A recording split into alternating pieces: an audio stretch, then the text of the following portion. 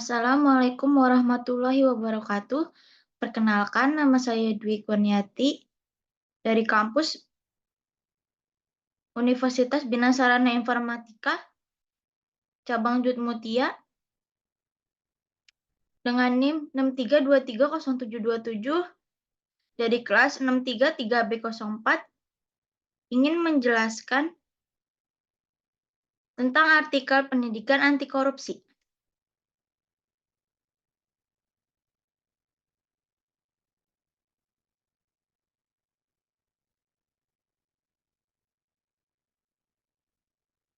Apa itu pendidikan anti korupsi? Pendidikan merupakan salah satu hal terpenting dalam kehidupan seseorang. Pendidikanlah yang menentukan dan menuntun masa depan dan arah hidup seseorang.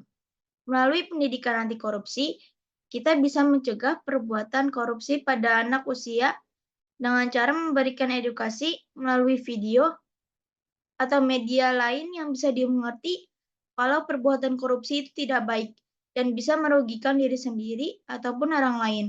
Pendidikan anti korupsi dapat dilaksanakan di semua jalur pendidikan baik formal, non-formal, maupun informal.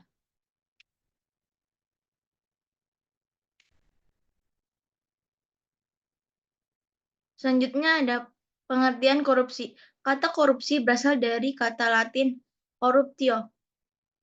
Tahun 1960 juga dikatakan corruptio berasal dari corum per, bahasa Latin kuno. Dari bahasa Latin kemudian dikenal sebagai corruption. Corrupt, bahasa Inggris, corruption, bahasa Prancis, dan corrupti atau corrupti, bahasa Belanda. Arti harfiah dari kata korupsi adalah kebusukan, keburukan, kejahatan, ketidakjujuran, suap, amoritas, penyimpangan dari kesucian. Jadi, arti kata korupsi adalah suatu yang busuk, buruk, dan merusak. Pada pasal 1 ayat 3 Undang-Undang Nomor 30 Tahun 2002 tentang Komisi Pemberantasan Tindak Pidana Korupsi didefinisikan sebagai berikut. Pemberantasan tindak pidana korupsi adalah serangkaian tindakan untuk mencegah dan memberantas tindak pidana korupsi melalui upaya koordinasi, supervisi, monitor, penyelidikan, penyidikan, penuntutan, dan pemeriksaan di sidang pengadilan, dengan peran serta masyarakat berdasarkan peraturan perundang-undangan yang berlaku. Upaya pemberantasan korupsi yang terdiri dari dua bagian, yaitu penindakan dan pencegahan, diyakini tidak akan optimal jika tidak melibatkan peran serta seluruh pemangku kepentingan.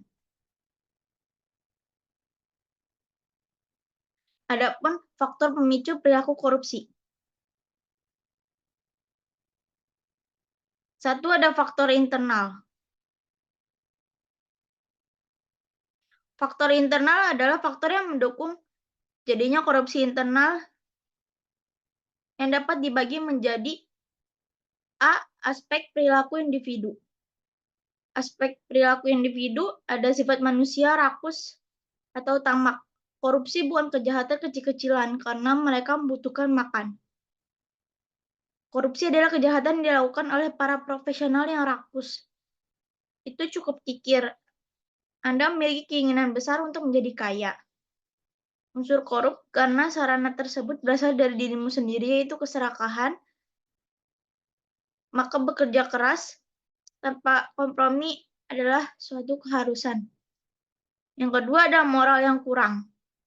Seorang yang tidak kuat moralnya cenderung mudah tergoda untuk melakukan suatu korupsi. Godaan bisa datang dari atasan, teman sebaya, atau bawahan.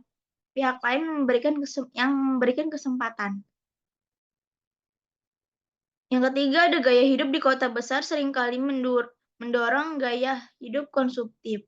Perilaku belanja, jika tidak diimbangi dengan pendapatan yang cukup, akan membuka peluang bagi seorang untuk melakukan berbagai tindakan keinginannya. Salah satunya kemungkinan kegiatan ini adalah korupsi.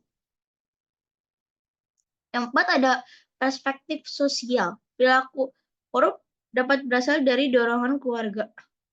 Bahwa lingkungan keluarga sangat memotivasi orang korupsi dan mengatasi akhlak baik seseorang yang telah menjadi ciri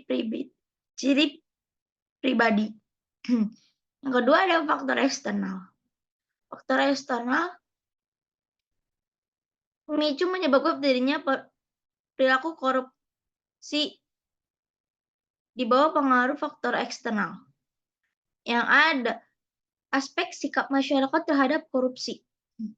Secara umum selalu menyembunyikan tindakan korupsi yang dilakukan beberapa anggota organisasi. Akibat dari sifat tertutup ini, jadi pelanggaran korupsi. Oleh karena itu, sikap masyarakat yang dapat dikontribusi pada tindakan korupsi adalah karena alasan berikut. Dan nilai-nilai masyarakat mendorong korupsi. Bisa dihasilkan oleh budaya masyarakat. Misalnya masyarakat menghargai orang karena kekayaannya.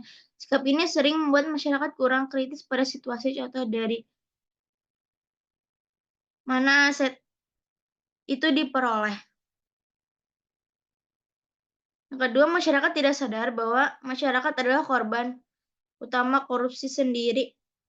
Persepsi masyarakat terhadap korupsi. Masyarakat umum menganggap negara paling menderita, bahkan jika ketika merugi, intinya tetap masyarakat juga yang paling merugi karena bisa mengenangani anggaran pembangunan dikurangi dengan korupsi. Yang kedua ada aspek keuangan atau ekonomi. Penghasilan tidak cukup selama hidup, seseorang dapat menemukan diri mereka dalam situasi yang sulit secara finansial. Terburu-buru memberikan ruang bagi seseorang untuk mengambil jalan pintas, di antaranya mereka melakukan korupsi. Yang ketiga ada aspek politik.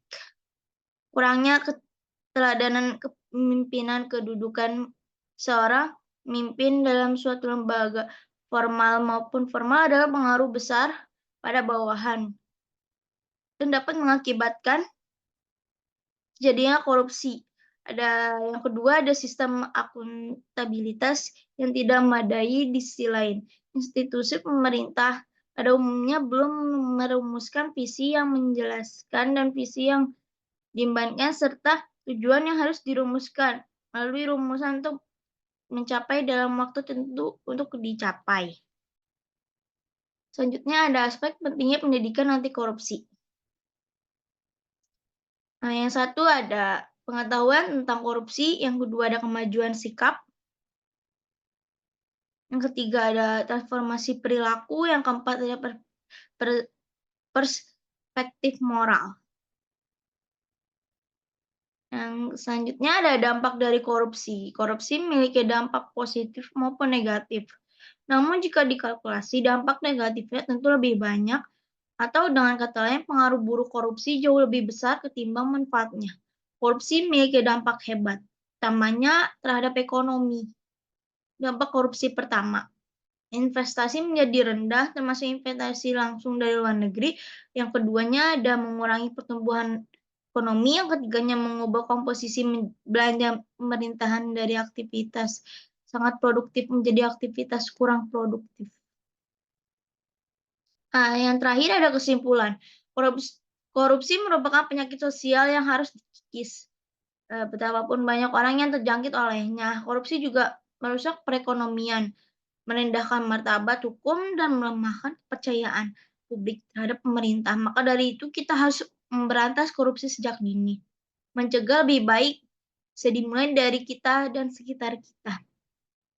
Demikian presentasi dari saya, kurang lebihnya mohon maaf. Assalamualaikum warahmatullahi wabarakatuh.